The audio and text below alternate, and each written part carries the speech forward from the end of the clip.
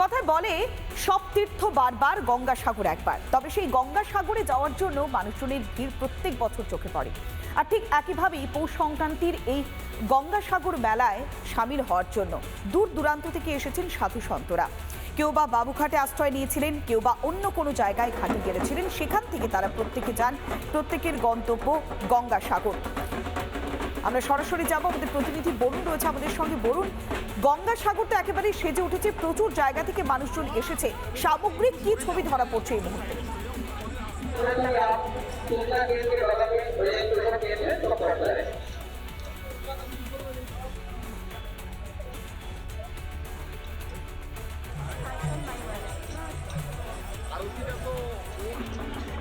কেটে গেল।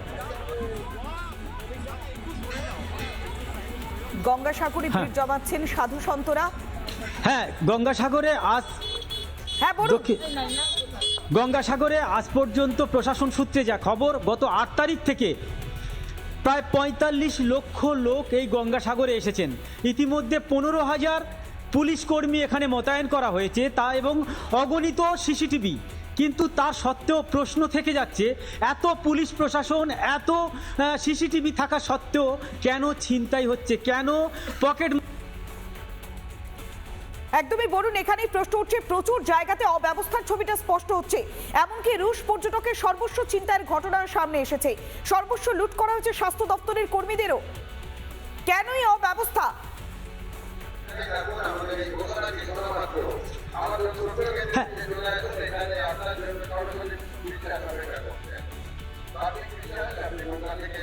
হ্যাঁ, এখানে যারা পুণ্যার্থী আসছেন, তাদের যারা এ রাজ্যের বাইরে থেকে, তাদের মধ্যে অনেকে অসুস্থ হয়ে পড়েছেন এবং তাদেরকে এয়ার অ্যাম্বুলেন্সের মাধ্যমে কলকাতায় পাঠানো হয়েছে।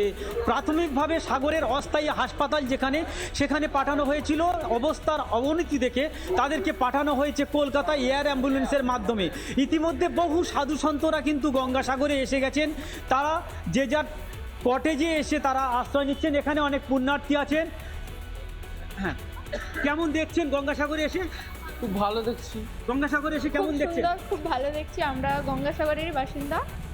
বেশ, অনেক ধন্যবাদ। সরাসরি ছিলেন আমাদের প্রতিনিধি বরুণ। একাধিক জায়গায় মানুষজন আসছেন, ভিড় জমাচ্ছেন, তবে তার মাঝেও অব্যবস্থার ছবিটা স্পষ্ট হচ্ছে।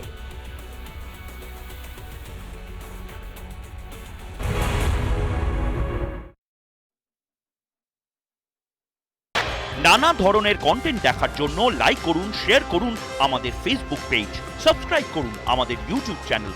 পাশাপাশি অন্যান্য ব্রেকিং নিউজের জন্য অবশ্যই চোখ রাখুন রিপাবলিক বাংলায়।